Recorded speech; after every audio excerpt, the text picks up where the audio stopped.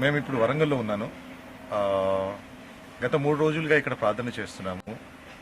దేవుడు ఇక్కడ మహా గొప్ప కార్యాలు చేస్తున్నారు.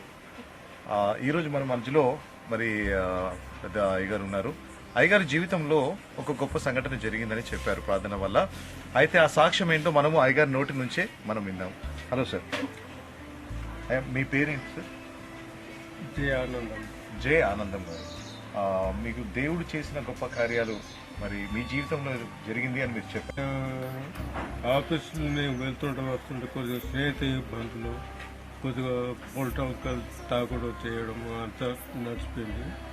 ఇక్కడ నుండి హైదరాబాద్ వెళ్ళిన తర్వాత అక్కడ కూడా తాగడం, తినడం, రోజుకు ఒక్కొక్క కోటర్స్ మందు వేయడం, గుట్కాలు తినడం, ఇటు గుట్కాలు తింటే నాలుగు దవడ పొక్కడం, దానివల్ల గుట్కాలు మానేసి తంబాకు చేయడం.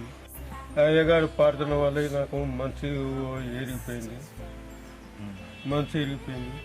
దాన్ని బట్టి తంబాకు కూడా నేను వేసుకుంటాం అనుకుంటా, చేదు బాగా చేసింది.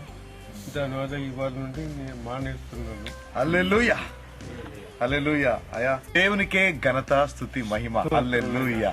అయ్యగారు మరి మీరు చాలా గొప్ప సాక్ష్యం చెప్పారయ్యా.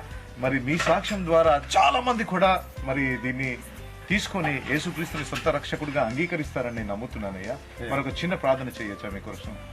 చేయండి. కళ్ళు మూసుకుందాం. తండ్రి, నీకు వందనాలు చెల్లిస్తున్నాను ప్రభువా. నాయన అయ్యగారి జీవితంలో నాయన మీరు గొప్ప మార్పు చేసినందుకు నీకు వందనాలు తండ్రి.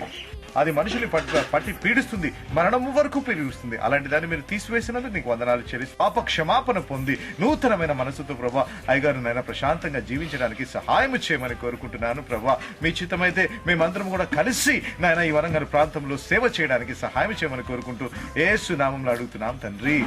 ఆమేన్, ఆమేన్.